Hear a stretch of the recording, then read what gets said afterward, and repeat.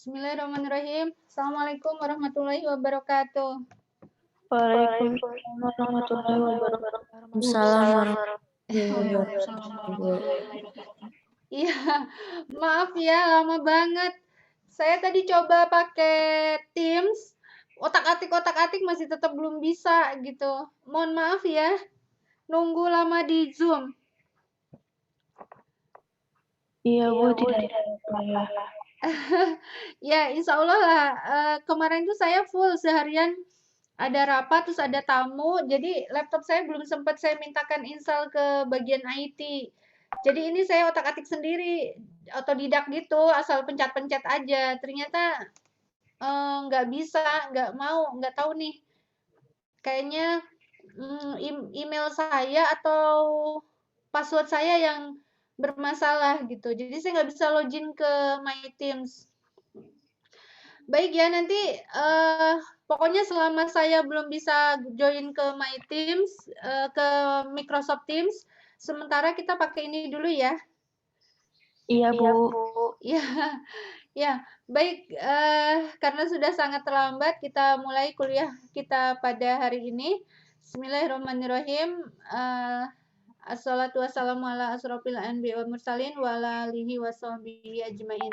Alhamdulillah, kita masuk pertemuan yang keempat. Karena ini masih pakai Zoom, saya izin presensi dulu ya. Saya lihat sudah banyak pesertanya. Ini kelas B. Saya presensi, lalu nanti kita masuk ke materi. Baik, ini manajemen lembaga keuangan syariah. Ya, pertemuan keempat.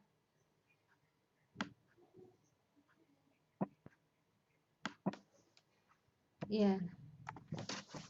Baik, Anis, ada Anis? Hadir Bu. Ya, kemudian Nur Ainun?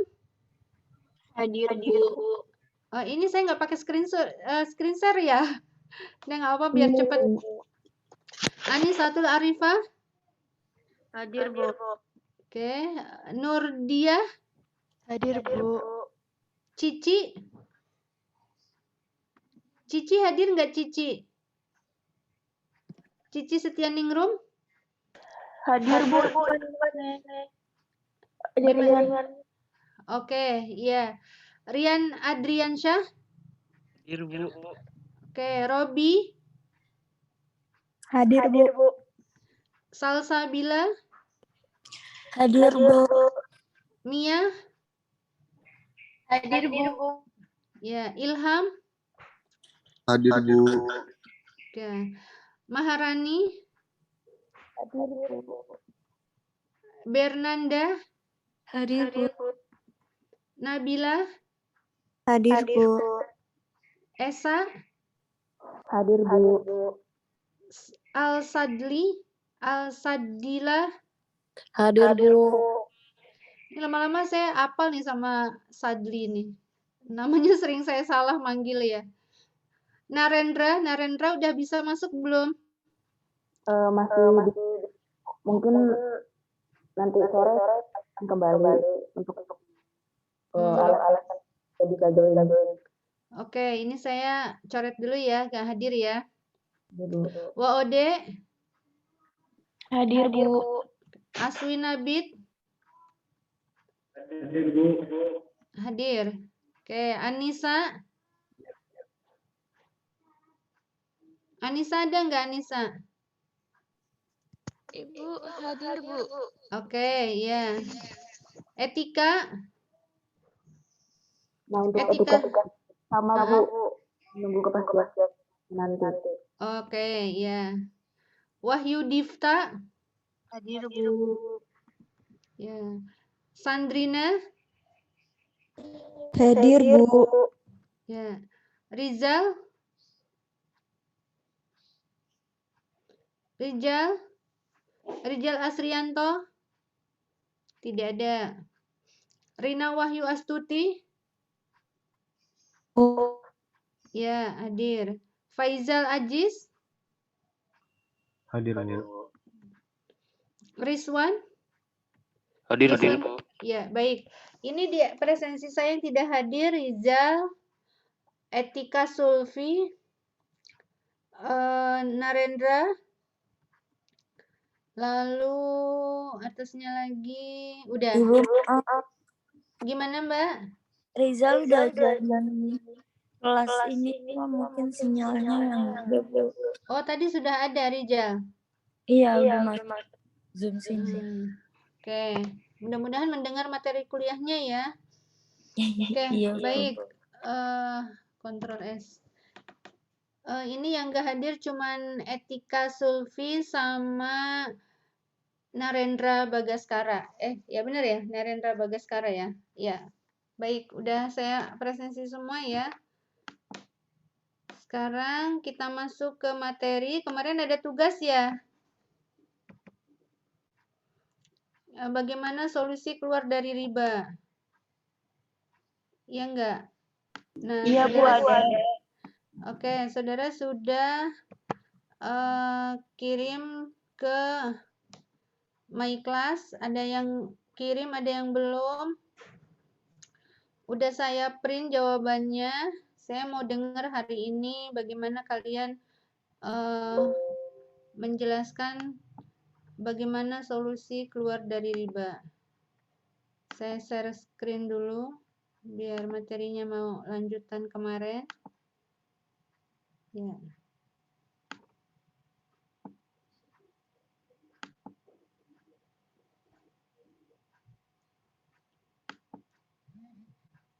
Oke.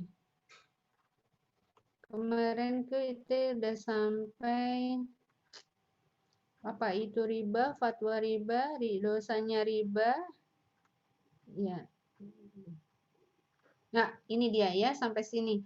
Bagaimana solusi keluar dari riba? Oke, sebagai pemanasan silahkan siapa yang mau memberikan jawaban bagaimana solusi keluar dari riba. Silahkan siapa yang mau menjelaskan dari isi jawaban saudara yang dikirim di My Class. Dinyalain speakernya dan videonya, silahkan.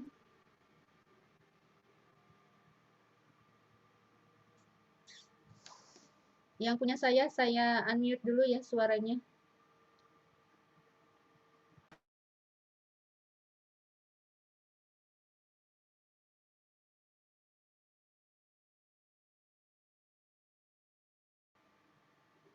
Halo? Kedengeran nggak? Ya, siapa yang mau menjelaskan bagaimana solusi keluar dari riba? Silahkan nyalain mikrofonnya.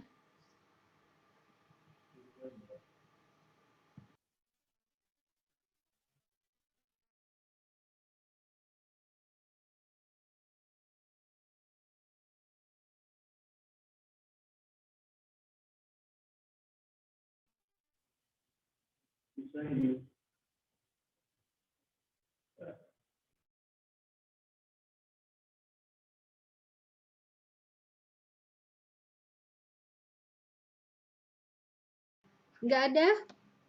Nggak ada yang bisa jawab? Saya sudah ada yang respon di My Class, tentunya mesti sudah punya jawaban. Silakan siapa yang mau menjawab? Bagaimana solusi keluar dari riba?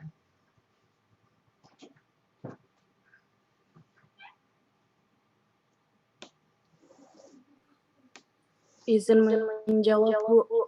Ya, silakan. Mbak Sadli ya. Syadil.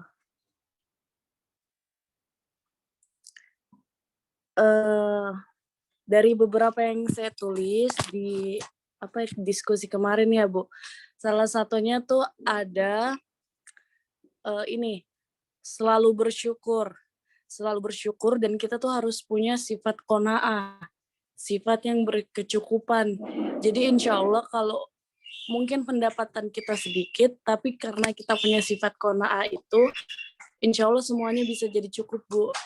Nah, makanya itu menurut saya itu menjadi salah satu solusi buat keluar dari riba. Makasih, Bu.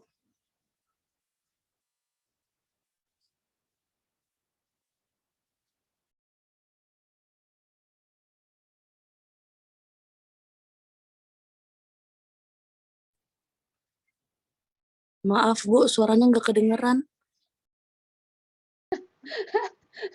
Ya, baik, itu tadi jawaban dari Mbak Sadil bahwa solusi untuk keluar dari riba adalah dengan cara memiliki sifat qanaah gitu ya.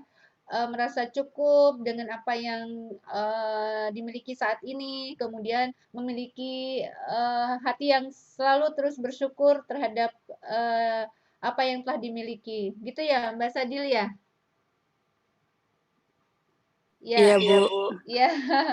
Baik, selanjutnya selain Mbak Sadil, siapa yang mau menjawab lagi? Bagaimana sih solusi keluar dari riba? Silahkan. Terima kasih Mbak Sadil atas jawabannya. Ya, yang lainnya silahkan yang mau menjawab. Maaf Ibu, izin menjawab.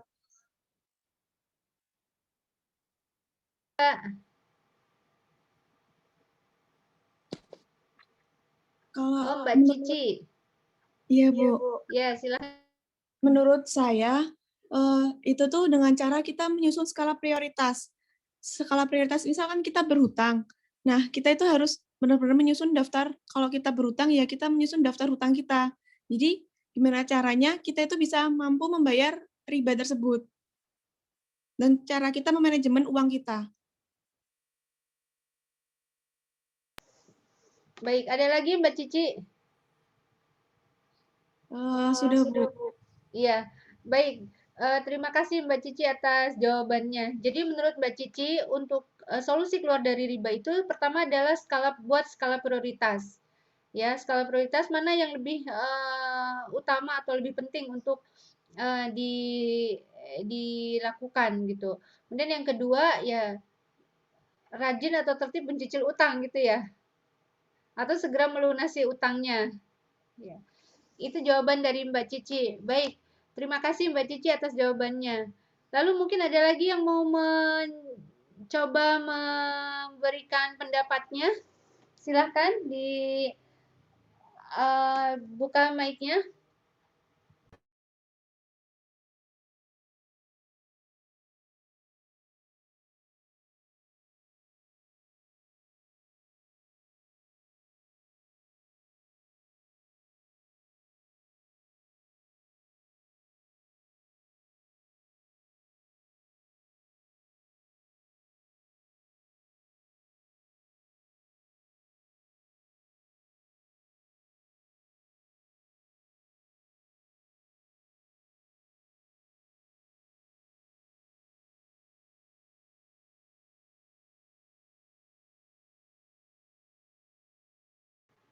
Halo, nggak ada? Mas Aswin ada nggak?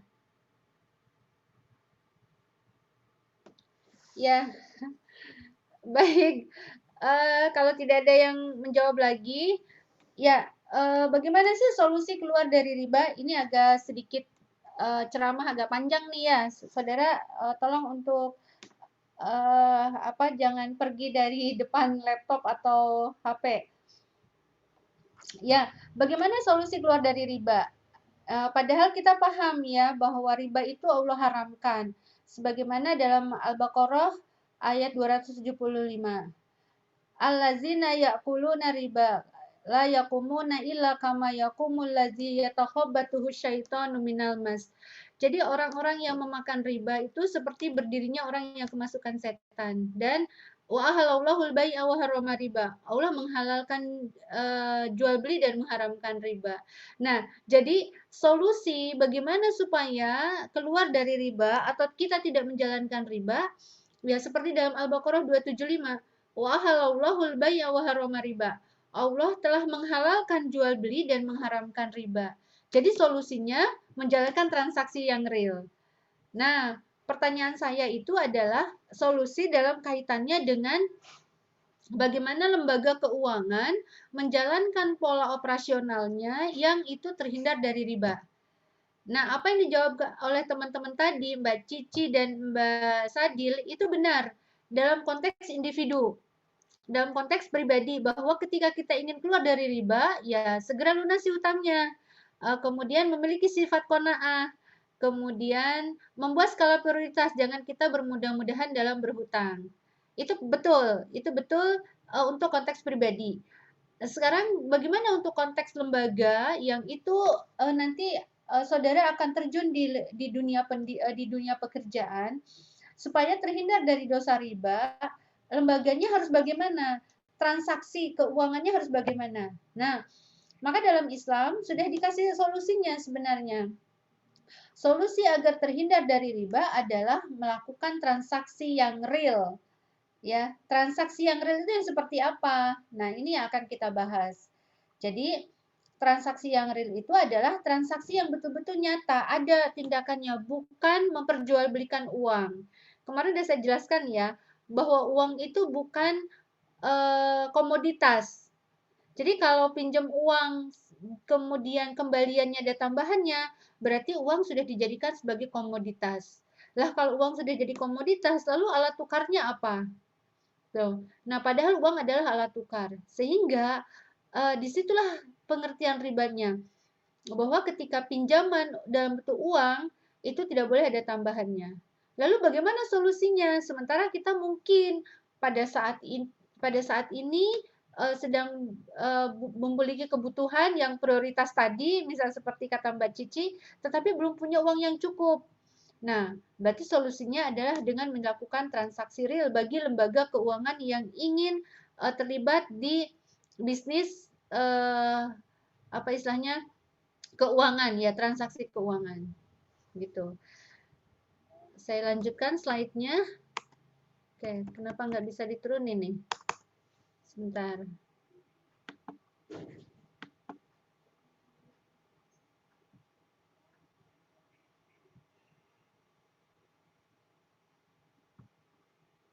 Ya, solusi keluar dari riba adalah adanya transaksi real. Nah, ini slide saya berikutnya adalah solusi untuk keluar dari riba adalah adanya transaksi yang real. Transaksi yang real itu seperti apa, Bu? Gitu ya. Nah, transaksi yang real itu tidak menjadikan uang sebagai komoditas, tetapi uang adalah alat tukar. Nah, seperti apa transaksi yang real? Transaksi yang real adalah, sebentar, saya punya slide lagi, selain yang ini.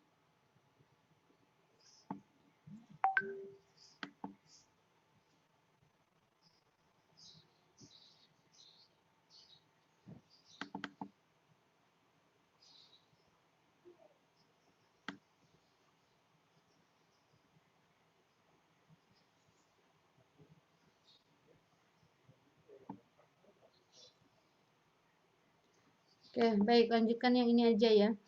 Transaksi yang real adalah transaksi yang di dalamnya tidak memperjualbelikan uang. Nah, oke, kita masuk sekarang ke akad-akad pembiayaan, akad-akad di lembaga keuangan. Sebentar, dari simpanan dulu ya. Baik, nah di sini. Saya mengawalinya dari mana ya?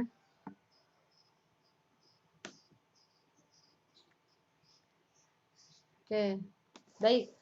Kita masuk ke lembaga keuangan sekarang ya. Sudah masuk ke praktek pelaksanaan transaksi di lembaga keuangan. Lalu lembaga keuangan dalam hal ini perbankan, baik itu bank maupun BPR atau koperasi yang itu bergelut di bidang simpan pinjam ya, maka fungsinya adalah dia untuk menghimpun dana dari masyarakat lalu kemudian menyalurkan kembali dalam bentuk pembiayaan.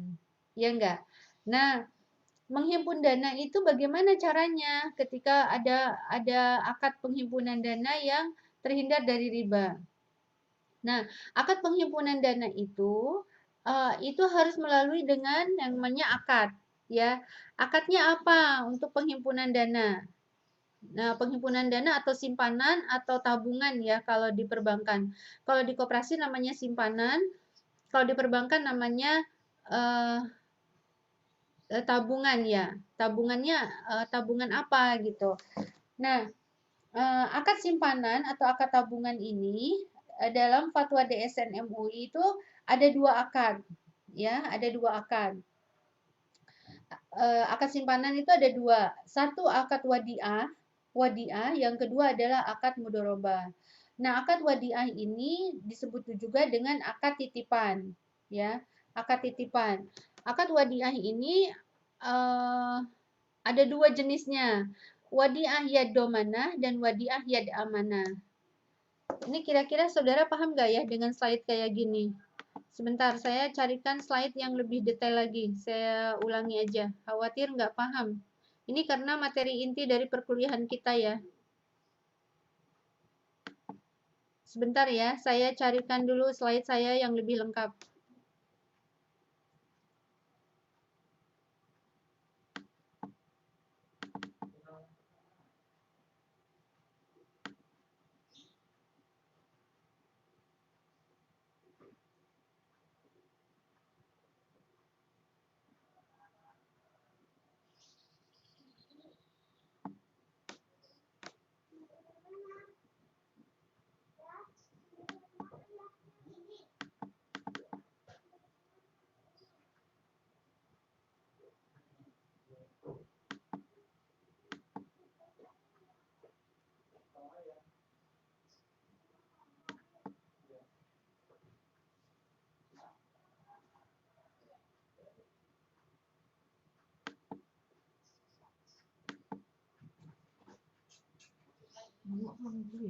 Oh iya, waduh, iya iya. Iya mak, makasih mak. Nginep nggak di sana? Nggak nginep. Oh iya ya mak. Waalaikumsalam.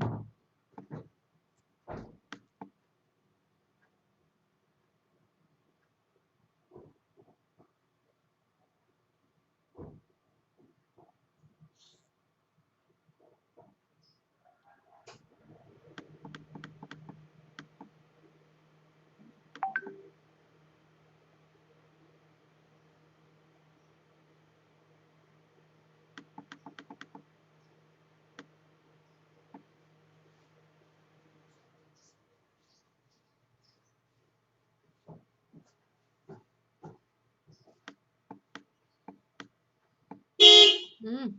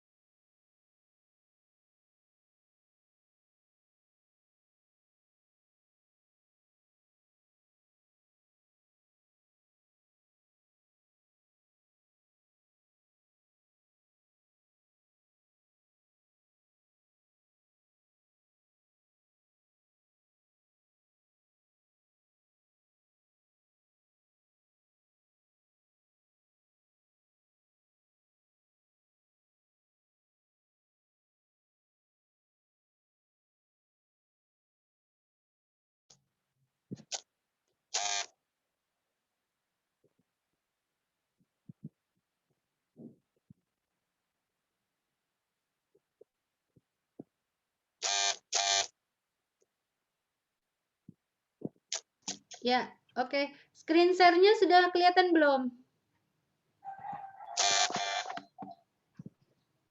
Halo? Belum, Bu. Oh, belum. Belum ya? Oh iya ya, oke oke oke. Sorry ya, ribut tadi suami saya mau ngeluarin mobil jadinya berisik. Sorry ya. Saya lupa nggak matiin Zoom-nya.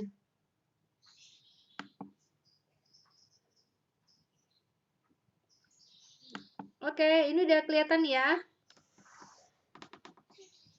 Kelihatan nggak? Harusnya udah. Sudah, Bu. Yes. Oke. Ya.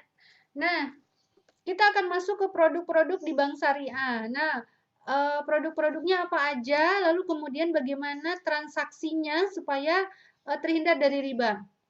Saya sampaikan dulu secara garis besar ya. bahwa produk di bank syariah itu ada 3 ya. Yang pertama adalah simpanan, yang kedua pembiayaan, dan yang ketiga adalah produk jasa. Simpanan itu menghimpun dana ya, pembiayaan itu memberikan pembiayaan, dan produk jasa ya jasa transfer, jasa nitip surat-surat berharga gitu, itu produk jasa di perbankan ya. Jadi ada 3 aktivitas perbankan, simpanan, pembiayaan, dan jasa. Lalu kemudian kita masuk ke produk simpanan. Nah, simpanan ini ada giro ya, giro, ada tabungan, ada deposito. Giro ini akadnya adalah, nanti akadnya kita lanjut ya. Tabungan ini bisa dalam bentuk rupiah, bisa dalam bentuk dolar, atau bisa juga dengan tabungan haji. Ada juga tabungan pendidikan, tabungan emas, dan berikutnya adalah deposito rupiah maupun dolar. Nah, untuk pembiayaan, bisa pembiayaan untuk konsumtif, yaitu untuk kendaraan, rumah, komputer, dan sebagainya ya, atau pembiayaan yang sifatnya modal kerja. Nah, nanti masing-masing ini ada akadnya masing-masing ya. Saya jelaskan dulu secara umum transaksi yang ada di perbankan. Lalu untuk jasa, ini bisa jasa transfer, clearing, RTGS, kirim uang gitu, inkaso, internet banking, atau mobile banking ya. Seperti yang di kami juga di BMT UMY, kami punya yang namanya mobile BMT UMY. Oke, baik. Sekarang akad-akad apa sih yang digunakan di perbankan syariah gitu ya? Yang pertama adalah prinsip wadiah. Wadiah ini titipan ya, nitip gitu. Nanti akan kita bahas wadiah itu apa aja. Kemudian ada yang disebut dengan akad titipan, yaitu wadiah. Lalu ada akad dengan prinsip bagi hasil, itu ada mudorobah, ini kurang H ya, mudorobah, musyarakah, mujaroah, dan musakot ya. Kemudian ada prinsip jual beli, ada murabahah, salam, istisna. Kemudian ada prinsip sewa, ini ada ijaroh mutahiyah bitamlik. Jadi akad di lembaga keuangan itu ada dengan prinsip titipan, prinsip bagi hasil, prinsip jual beli, ya, dan prinsip sewa. Nah, ini akad-akadnya. Lalu ada lagi kemudian prinsip penjaminan atau rahan. Nanti kita bahas akad rahan itu seperti apa. Lalu kemudian prinsip wakalah atau perwakilan. Kemudian prinsip pertukaran atau solv, ya, dan prinsip pinjaman atau qardul hasan. Ini yang sifatnya minjem uang di sini. Yang di sini semua nggak ada minjem uang. Yang minjem uang hanya qard atau qardul hasan. Bu, apa bedanya qard dengan qardul hasan? Nanti kita bahas, ya. Jadi prinsip-prinsip akad di lembaga keuangan tuh saya ulang, ada dengan prinsip titipan, prinsip bagi hasil, prinsip jual beli, ya, prinsip sewa, prinsip penjamin, kafalah, rahan, jaminan, prinsip perwakilan atau wakalah, prinsip pertukaran atau solv, ya, dan prinsip pinjaman atau qardul hasan dan qard. Berarti saudara ini harus paham nih, ya, prinsip-prinsip dalam akad-akad di perbankan syariah, gitu ya. Prinsip-prinsip dalam produk perbankan syariah. Nanti kalau saya tanya apa aja nih prinsipnya?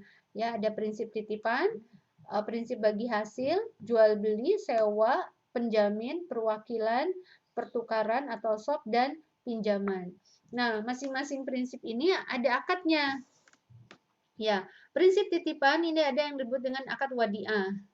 Akad wadiah ini ada dua, ada wadiah yad domana dan wadiah yad amana. Ya, prinsip bagi hasil ini ada mudorobah, musyarakah, mujaroah, dan musakot. Nah, mudorobah ini ada dua jenis, ya. Ada mudorobah mutlako dan ada mudorobah muqayyada. Gitu. Ini untuk prinsip bagi hasilnya. Kalau prinsip jual beli, ada akad murabahah, ada akad salam, ada akad istisna. Nanti kita bahas masing-masing ini. Gimana sih Bu prakteknya gitu.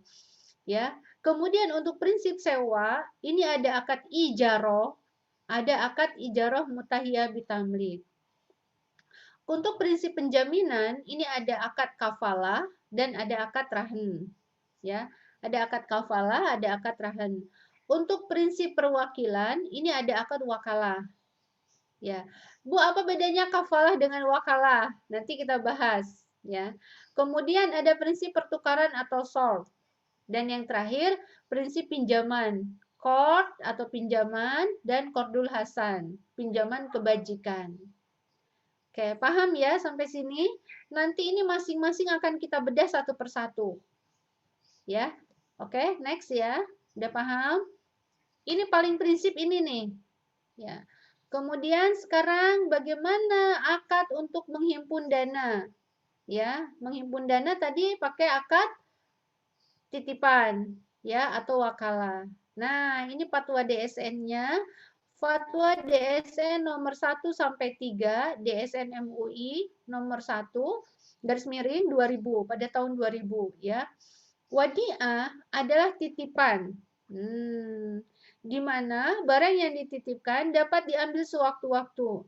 Pihak yang menerima titipan dapat meminta jasa atau keamanan dari pemeliharaan. Nah, ini prinsip titipan atau wadiah. Nanti akan kita bahas titipan yang seperti apa yang boleh meminta jasa atau meminta pertama bisa diambil sewaktu-waktu, kedua bisa minta jasa atas titipan tersebut. Kemudian akadnya ada sohibul mal, itu pemilik dana, mudorib itu pengelola dana. Ya, sohibul mal itu pemilik dana, mudorib adalah pengelola dana. Dalam konteks simpanan, sohibul mal itu berarti nasabah atau anggota kalau di koperasi yang menitipkan dananya. Sementara mudorib itu adalah BMT atau banknya sebagai pengelola dana. Dalam konteks simpanan, ya nanti dalam konteks pembiayaan bisa berbeda sohibul mal dengan mudorib. Prinsipnya yang disebut dengan sohibul mal adalah pemberi modal atau pemberi dana. Yang disebut dengan mudorib adalah pengelola dana, ya. Tuh. Oke, sebentar ya, saya izin angkat telepon sebentar.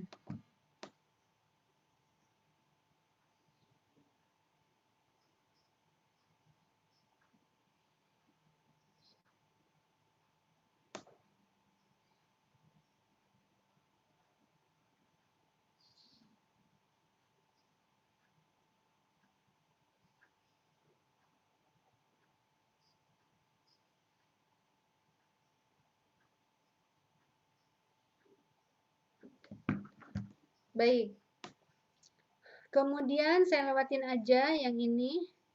Ya. Ya, nah ini ya yang tadi saya jelaskan ya. Untuk akad wadiah, nasabah itu pemilik dana atau pemilik titipan. Sementara bank itu penerima dana atau penerima titipan. Dalam hal ini, bank sebagai mudorib. Kalau dalam konteks wadiah, nasabah sebagai sohibul mal. Gitu. Kayaknya biar ini saya lewatin dulu aja. Oke. Saya lompat-lompat ya ininya karena Oke, sekarang kita masuk ke akad simpanan aja ya. Akad simpanan dulu, biar saudara lebih fokus ke akad simpanan.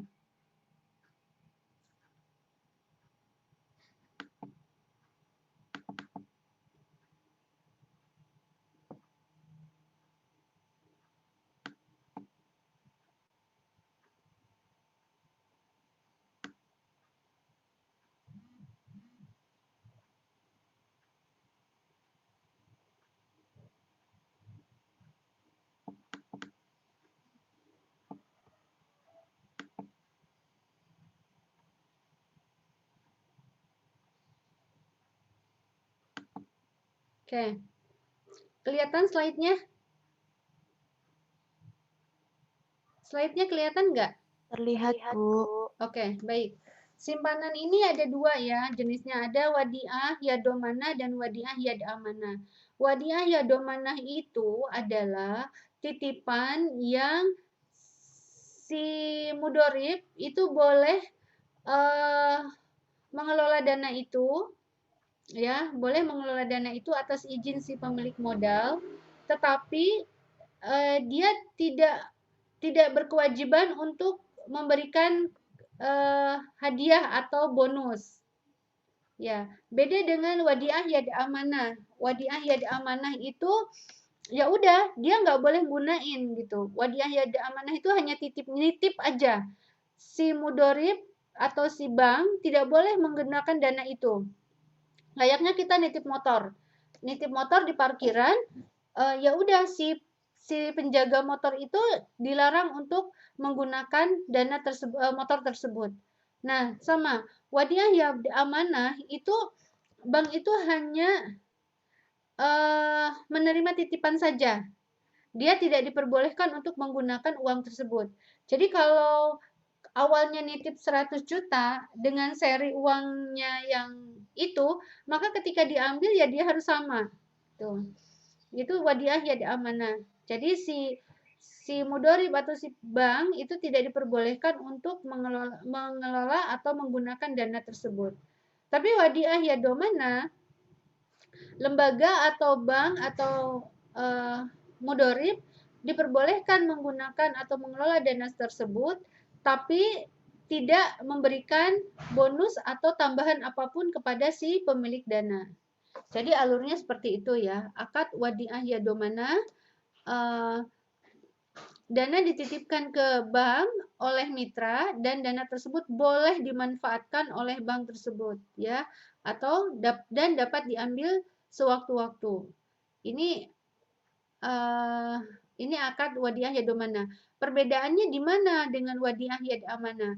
Wadiah yad amanah itu bank atau lembaga atau mudorib tidak diperbolehkan menggunakan dana tersebut. Ya, dia hanya menerima titipan saja. Tapi kalau wadiah yad amanah diperbolehkan untuk menggunakan dana tersebut, tetapi tidak memberikan keuntungan atau bagi hasil. Jadi ini prinsipnya hanya titipan saja. Jadi titipan yang boleh digunakan dengan titipan yang tidak boleh digunakan. Ya. Nah, itu bedanya. Jadi wadiah yad amanah, titipan yang tidak boleh digunakan oleh si penerima titipan atau si mudorib. Jadi hanya nitip saja. Sementara wadiah yad amanah itu titipannya boleh digunakan. Dan kalau dua-duanya sama, sewaktu-waktu bisa diambil. Yad amanah bisa diambil sewaktu-waktu, yad amanah juga bisa diambil sewaktu-waktu. Oke, baik. Akad penghimpunan dana yang lainnya,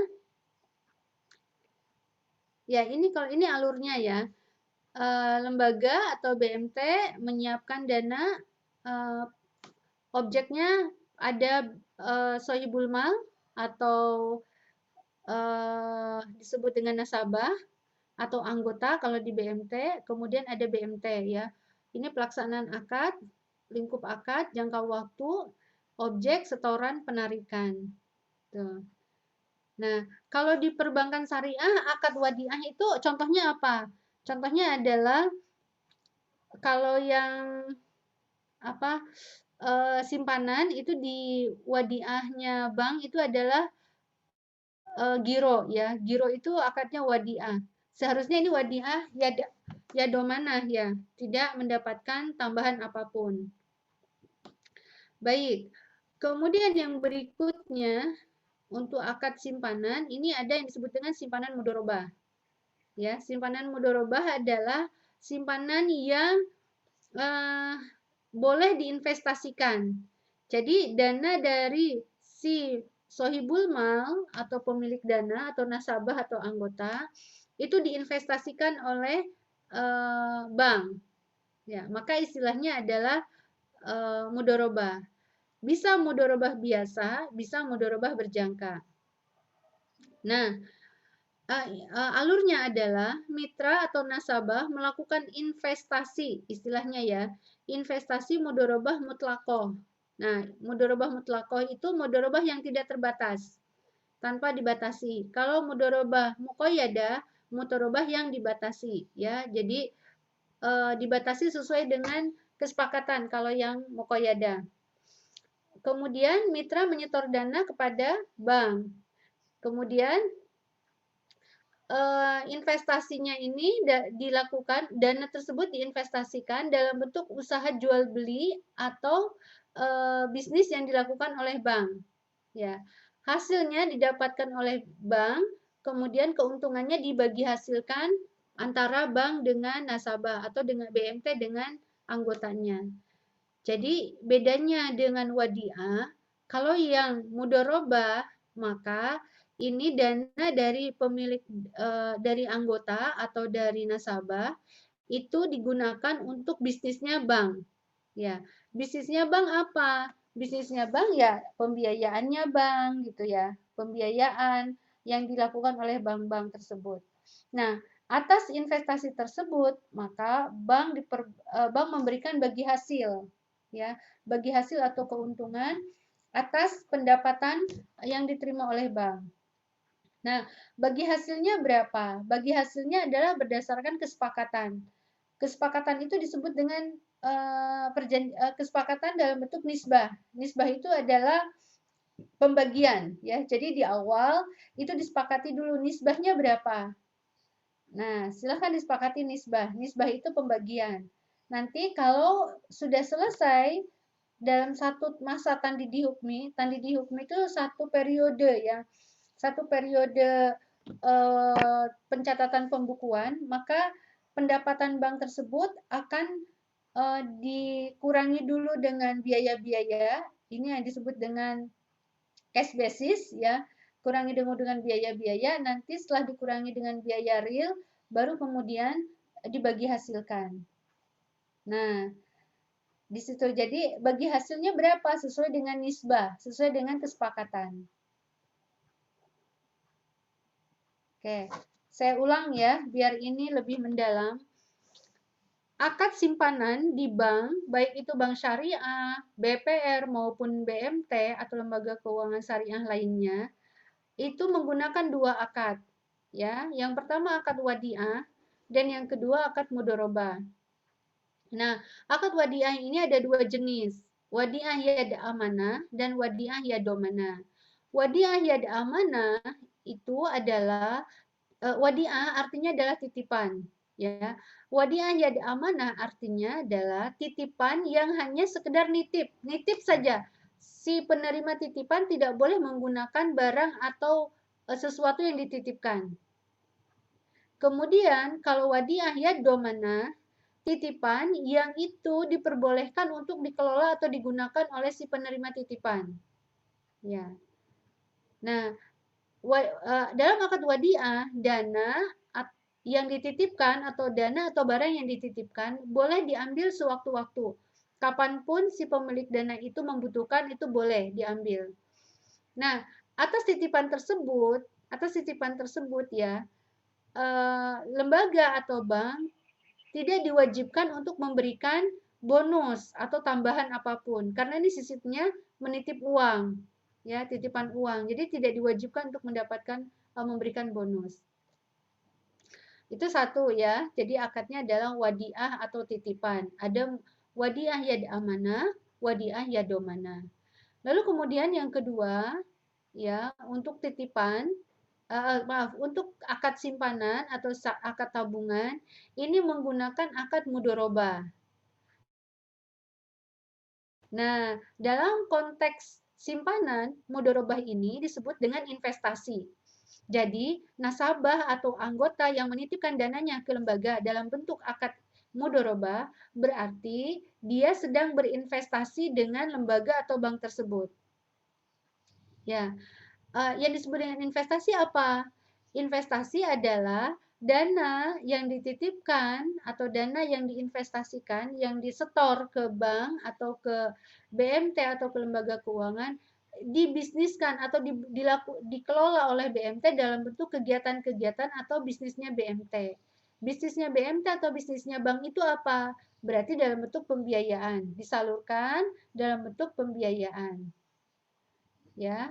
Nah, atas penyaluran dana tersebut, atas dananya yang dikelola dalam bentuk bisnis lembaga keuangan, dalam bentuk pembiayaan, maka si pemilik modal berhak untuk mendapatkan keuntungan atau bagi hasil.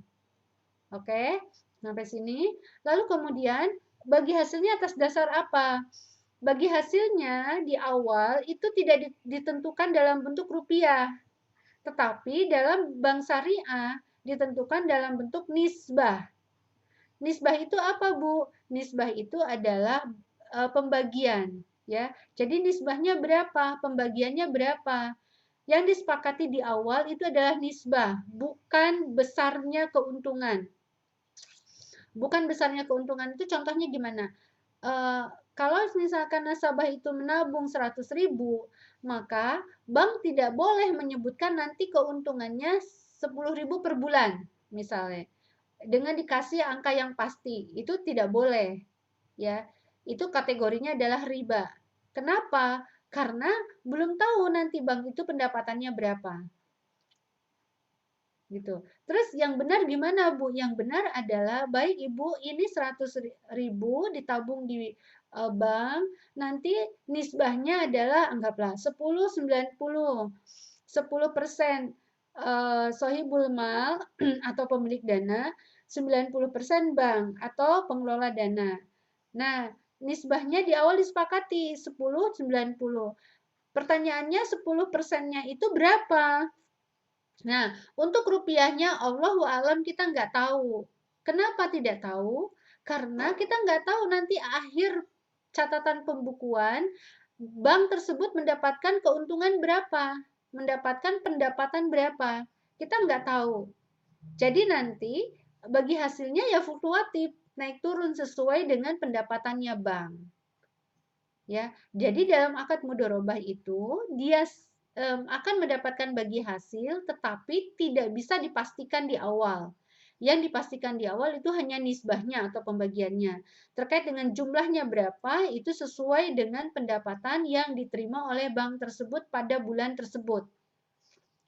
Bagaimana kalau diberikan kepastian, Bu, di awal? Berarti itu riba. Karena apa? Dia dijanjikan atas kelebihan. Sementara kelebihan itu dipastikan, ada kepastian. Lah kepastiannya dari mana? Berarti kepastiannya dari modal, dari uang yang ditabung. Nah, padahal setiap investasi itu nggak bisa dijamin, ya. Investasi itu nggak bisa, usaha itu nggak bisa dijamin. Dijamin pasti untung. Dijamin nanti untungnya 10% terus sebulan, nggak boleh. Ya, baik. Oke, saya agak cepat ya, agak serius ini. Nah, ini untuk akad simpanan. Sekarang pertanyaan saya tadi sedikit sudah saya urai, biar saudara fokus atau tidak terhadap materi saya mau tanya, untuk akad simpanan, di mana letak ribanya yang selama ini terjadi di lembaga keuangan syariah atau di bank konvensional? Ya, saya tanya, di mana letak riba di bank konvensional pada akad simpanan? Silahkan dijawab.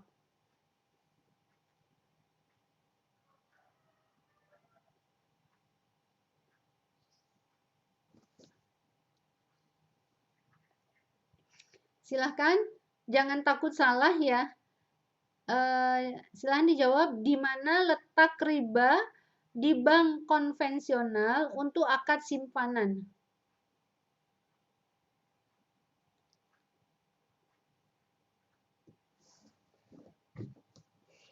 Silahkan dijawab dulu. Saya mau lihat komentar dari saudara, dari apa yang saya jelaskan tadi. Di mana letak riba di bank konvensional untuk akad simpanan?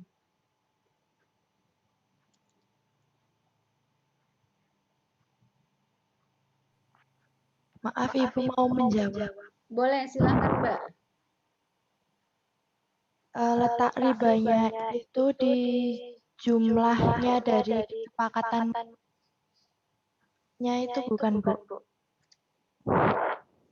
Manut. Mbak Nurdiah memahaminya di mana? Jumlah yang disepakati di awal.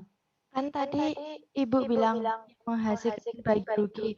Nah, kalau yang syariah itu cuma persenannya yang diketahui, tapi jumlahnya itu nggak diketahui pastinya.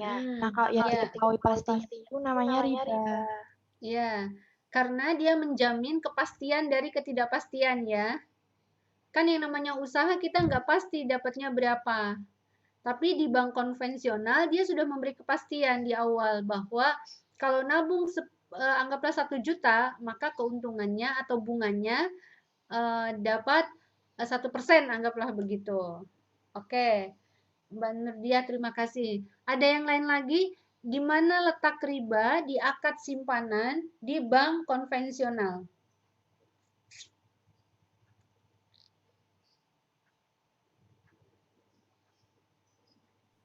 Pembagiannya Bu, Pembagiannya gimana, Mbak? kalau di bank syariah pembagiannya tuh belum diketahui, baru di presentasi gitu, jadi belum tahu. Sementara di bank konvensional sendiri itu udah ditahu bagian Hmm? gitu Bu. Oh gitu, oke. Dari Mbak Ode ya. Oke, yang lainnya? Ada yang mau menjawab lagi?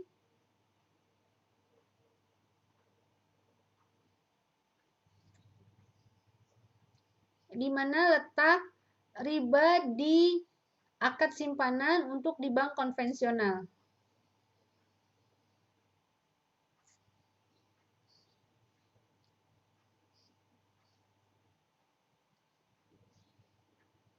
Ada yang menjawab?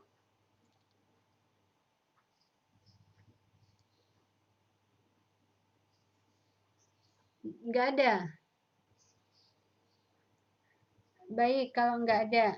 Baik ya, saya jelaskan. Bu, pertanyaannya di mana sih letak riba di bank konvensional sehingga ada fatwa DSN MUI mengharamkan bunga bank gitu ya, mengharamkan bunga bank konvensional. Nah, letak riba di akad simpanan untuk bank konvensional yang pertama tadi menjamin kepastian dari ketidakpastian. Ya, di mana Bu letak menjamin kepastian dari ketidakpastian? Bank konvensional menjanjikan bunga yang tetap ya di awal pembukaan rekening. Ya, yang tadi saya sampaikan. Nabung 1 juta, maka mendapatkan bunga 1% per bulan. Anggaplah begitulah ya, 1% atau dalam bentuk rupiah. Jadi, menjamin kepastian dari ketidakpastian. Padahal niatnya adalah investasi. Ya, akadnya adalah mudharabah atau investasi. Ya, padahal namanya investasi tidak bisa dipastikan keuntungannya. Berarti dia akan memberikan hasil dari modal. Tuh ya, akan memberikan hasil dari modal. Kemudian yang kedua, transaksi yang digunakan, transaksi pembiayaan yang digunakan oleh bank konvensional adalah transaksi riba. Sehingga pendapatan bank konvensional itu ya menjadi riba. Contohnya gimana, Bu? Di bank konven itu kan pinjaman itu dalam bentuk uang, ya. Jadi kalau ada orang mau pembiayaan, yang dikasih adalah uang. Saya mau pinjam uang kalau di bank konven. Nah, maka atas pinjaman itu dia kemudian diminta tambahan, ya. Nanti oke, minjem 1 juta, tapi nanti bunganya per bulan adalah 0,5%. Ya. Jadi uangnya dijadikan komoditas, ya. Nanti bunganya 0,5%. Kemarin kita sepakat, riba terjadi bukan hanya karena suka dengan suka, bukan karena kecil, gitu ya. Mau kecil, mau besar, mau suka, mau tidak, yang namanya aturan itu adalah riba, ya dosanya tetap riba. Gitu. Jadi, nah, ketika pendapatan bank konven itu berasal dari transaksi riba, maka keuntungan atau bunga yang diberikan kepada si pemilik dana, ya, orang-orang yang nabung berarti berasal dari dana riba, dana yang haram. Karena dia transaksinya menjalankan transaksi riba. Gitu. Jadi kalau ada yang tanya nanti saudara, di mana sih letak akad simpanan riba di akad simpanan untuk di bank konvensional? Ya ada dua ya. Yang pertama, bank konvensional memberikan kepastian dari ketidakpastian untuk akad investasi ya, untuk akad tabungan yang sifatnya boleh dikelola oleh bank. Di mana letaknya? Ya, dia sudah memberikan keuntungan di awal. Padahal kita nggak tahu keuntungan bank itu berapa. Pendapatannya berapa. Dia sudah memberikan kepastian dan memberikan keuntungan di awal akad. Tuh. Kemudian yang kedua, pengelolaan dana, ya, sumber pendapatannya bank konvensional itu berasal dari riba. Di mana letak ribanya? Yang dia lakukan adalah transaksi memperjualbelikan uang untuk akad pembiayaan. Nah, padahal pendapatan bank itu berasal dari akad pembiayaan. Karena anggota nasabah akan memberikan keuntungan atau memberikan bagi hasil atau memberikan bunga dari pinjaman. Nah, karena pendapatannya adalah berasal dari riba atau haram, maka yang dibagikan kepada pemilik dana atau sahibul mal juga berarti dana yang haram. Tuh, dana riba. Sehingga itulah yang menyebabkan fatwa DSN MUI mengatakan bunga bank di bank konvensional itu adalah riba. Karena hasil dari pembungaan atas pinjaman yang dilakukan oleh bank. Tuh. Oke ya. Lalu solusinya gimana dalam Islam untuk akad simpanan? Nah, dalam Islam memberikan dua solusinya untuk akad simpanan. Silahkan melakukan transaksi untuk akad simpanan bisa dengan akad wadiah atau dengan akad mudoroba. Kok bisa tidak riba kalau di akad syariah? Iya, karena yang pertama, ketika akadnya wadiah, dia hanya sebagai titipan saja, titip. Jadi bank tidak boleh, tidak wajib untuk memberikan bonus atau keuntungan. Nah, beda halnya dengan akadnya mudorobah, akadnya adalah investasi. Karena diinvestasikan, dibisniskan di lembaga keuangan tersebut dananya dalam bentuk akad-akad pembiayaan di lembaga keuangan, maka si pemilik dana berhak atas bagi hasil. Nah, dalam teori ekonomi Islam ada yang disebut dengan profit and loss sharing, ya. Namanya investasi berarti siap untung, siap rugi. Nah, di dalam akad simpanan mudoroba, sohibul mal harus mengakui atau harus siap atas keuntungan atau bagi hasil yang didapat atas hasil transaksi pembiayaannya bank syariah, dan juga dia siap atas kerugian. Nah, profit and loss sharing. Kerugian atas apa, Bu? Kerugian jika usaha yang dibiayai oleh bank syariah tersebut atau oleh BMT tersebut tidak berhasil, gagal. Gitu. Nah, tapi memang kegagalan itu tidak mutlak kemudian menjadi resiko sohibul mal. Lalu bagaimana, Bu, kerugian yang seperti apa? Kerugian yang memang betul-betul karena kerugian yang penyebab faktor alam atau faktor kondisi ekonomi. Tapi kalau faktor ketidakmampuan atau kelalaian dari si pengelola usaha tersebut, ya seharusnya si pemilik modal tidak menanggung resiko itu. Tuh. Terus gimana, Bu, dalam konteks bank syariah untuk akad simpanan mudorobah gimana? Yang pertama, penabung atau nasabah atau si pemilik dana atau sohibul mal itu siap menerima keuntungan. Ya, siap menerima keuntungan dari hasil yang didapat oleh bank. Tetapi yang disepakati itu hanya nisbah atau pembagiannya saja. Sehingga siap menerima keuntungan dengan angka yang tidak bisa dipastikan. Naik turun setiap bulannya. Ya, tidak ada kepastian. Naik turun sesuai dengan pendapatan perbankan atau sesuai dengan pendapatan BMT pada bulan berjalan, bulan tersebut. Lalu kemudian, karena dia siap menerima keuntungan dan dana ini kemudian diinvestasikan, namanya investasi, maka siap untung harus siap rugi. Nah, sohibul mal juga harus menyatakan di dalam akad disebutkan bahwa sohibul mal siap menanggung kerugian jika memang usaha yang dibiayai itu betul-betul rugi. Tapi kerugian bukan karena kelalaian si mudorib.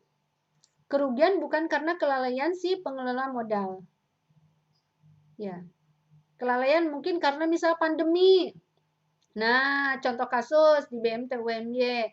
Ini pandemi banyak nasabah kami yang tidak bisa jualan. ya khususnya jualan makanan atau orang-orang yang bergerak di bidang pariwisata. Itu betul-betul ambruk ya. Nah, kemudian mereka meminta keringanan ke kami. Bu, tolong dong saya direstrukturisasi gitu ya, atau dilakukan rasionalisasi pembiayaan. Oke, kita berikan rasionalisasi. Jadi terjadi pengurangan pembayaran angsuran. Nah, otomatis keuntungan yang dapat BMT berkurang ya, karena anggota minta kekeringanan. Nah, karena pendapatan BMT berkurang atau pendapatan bank syariah berkurang, sehingga bagi hasil yang diberikan kepada si pemilik modal atau sahibul mal juga berkurang. Nah, ini di sini letaknya. Jadi kadang naik, kadang turun. Nisbahnya berubah nggak, Bu? Nggak boleh. Kalau sudah disepakati di awal untuk nisbah, itu nggak boleh berubah. Kalau mau berubah, ya harus disepakati kedua belah pihak. Nisbahnya tetap, tapi jumlah uangnya jadi berbeda karena pendapatannya menurun. Gitu. Jadi nggak ada kepastian di sini, ya. Lalu gimana kalau qadarullah misalkan usahanya betul-betul kolaps ya, hancur. Ya bisa jadi modalnya si sohibul mal juga hilang. Tuh. Tapi insya Allah ketika kita memberikan pembiayaan kepada anggota yang amanah, biasanya tidak kemudian hilang modalnya, tetapi lebih kepada keuntungannya yang tidak bisa sama atau tidak bisa besar seperti bulan-bulan sebelumnya. Gitu. Seperti itu ya. Jadi akad simpanan bagi bank syariah.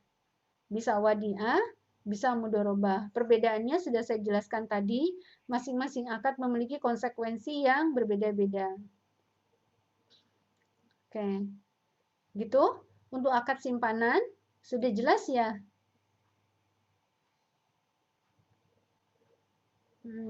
Ya, jadi tadi di bank itu ada akadnya, simpanan, pembiayaan, dan jasa. Nah, ini saya baru bicara tentang simpanan. Ya, simpanan ada dua akad. Wadiah, mudorobah. Wadiah ini ada wadiah yad amanah, wadiah yad domana. Mudorobah ada mudorobah mutlakoh, ada mudorobah muqayyadah. Akad mudorobah itu apa? Akad yang sohibul mal bersedia atau menyetujui bahwa dananya diinvestasikan atau dikelola dalam bentuk bisnisnya bank syariah. Tuh. Nah, akad mudorobah ini disepakatinya bukan kepastian keuntungan, tetapi yang disepakati adalah nisbah atau pembagiannya. Besar kecilnya keuntungan sesuai dengan pendapatan bank syariah tersebut. Nah, yang kedua, dalam akad mudorobah, ketika siap menerima keuntungan, maka sohibul mal juga harus siap menerima kerugian. Ya, atau loss sharing. Ketika siap profit, maka siap juga loss sharing. Loss sharing ini bisa dalam bentuk turunnya pendapatan atau turunnya bagi hasil, atau bisa jadi loss atas modal yang diberikan oleh sohibul mal kepada mudorib. Jika memang kehilangan ini betul-betul karena usahanya yang tidak bisa jalan lagi, usahanya tidak bisa berkembang lagi. Maka yang disebut dengan profit and loss sharing. Tapi jika usaha tersebut bangkrut atau tidak bisa berjalan atas kelalaian dari si pengelola usaha itu, maka kerugian itu ditanggung oleh pengelola usahanya, bukan ditanggung oleh si pemilik modal. Seperti itu. Ini prinsip dasar dalam akad simpanan, ya. Prinsip dasar dalam akad simpanan. Baik, sampai sini pelan-pelan dulu. Ada yang mau ditanyakan? Ada yang mau didiskusikan dari saudara? Silahkan.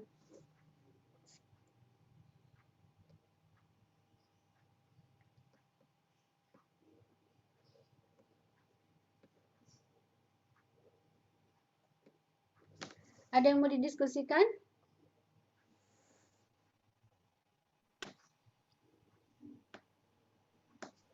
Belum ada, Bu.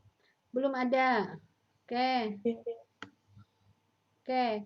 Ini ketentuan dalam aturan mudorobah ya.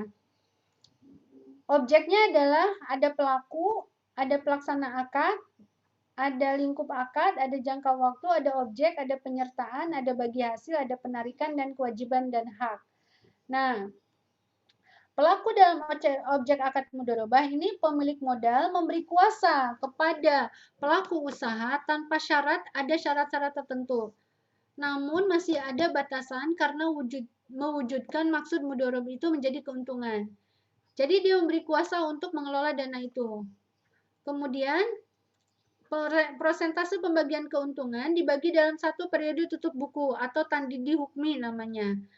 Periode tutup bukunya bank itu setiap 1 bulan sekali, ya, di akhir bulan.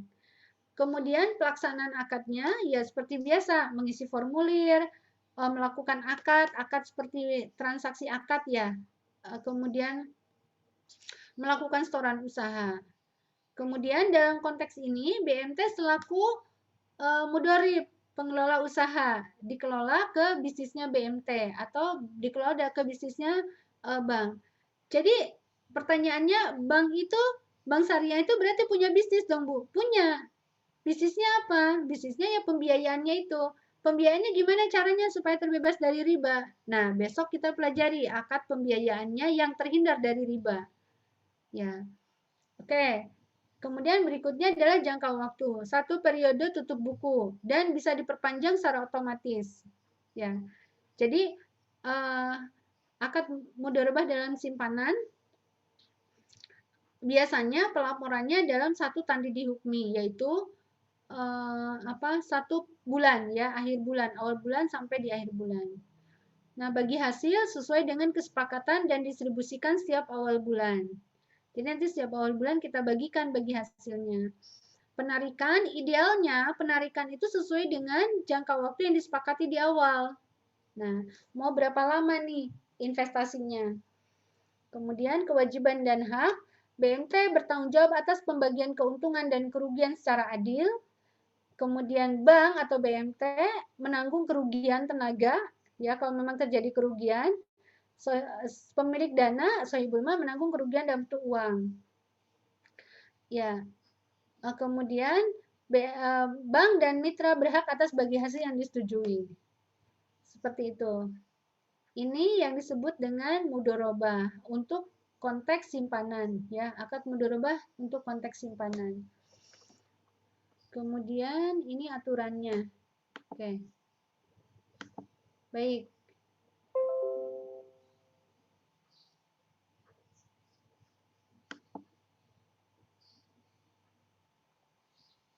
Ya, ini untuk akad simpanan ya, saya rasa pelan-pelan dulu hari ini kita bahas untuk akad simpanan.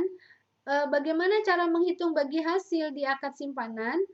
Nanti akan kita pelajari setelah saya menjelaskan tentang akad pembiayaan, ya. Jadi besok minggu depan kita akan membahas tentang akad pembiayaan dan itu sepertinya akan lama, akan 2 kali pertemuan karena akad pembiayaan itu banyak. Gitu. Kemudian baru yang terakhir adalah jasa, ya, jasa-jasa di bank syariah, akad-akad jasa di bank syariah. Lalu kita mid semester, setelah mid semester kalian nanti akan masuk ke perhitungan. Bagaimana cara menghitung bagi hasil simpanan, bagaimana cara menghitung margin pembiayaan, ya. Nah, ini bisa jadi 2 kali pertemuan cara menghitung bagi hasil simpanan dan pembiayaan. Seperti itu, ada yang mau didiskusikan? Tidak ada? Baik, saya rasa udah cukup ya. Kalau tidak ada, kita akhiri pertemuan kita hari ini. Besok kita akan masuk ke akad-akad pembiayaan di bank syariah. Pertanyaan saya pasti akan diawali dengan bagaimana caranya bank syariah terhindar dari riba di akad-akad pembiayaan. Silakan saudara pelajari dulu jika nanti biar nanti ketika diskusi bisa ada respon dari saudara semuanya. Baik, saya rasa cukup. Kita tutup dengan baca hamdalah dan doa kafaratul majelis. Alhamdulillahirabbil alamin. Subhanakallahumma wa bihamdika asyhadu an la ilaha illa anta astaghfiruka wa atubu ilaik. Assalamualaikum warahmatullahi wabarakatuh. Waalaikumsalam warahmatullahi wabarakatuh. Terima kasih, Bu. Ya, saya keluar ya. Ya, Bu.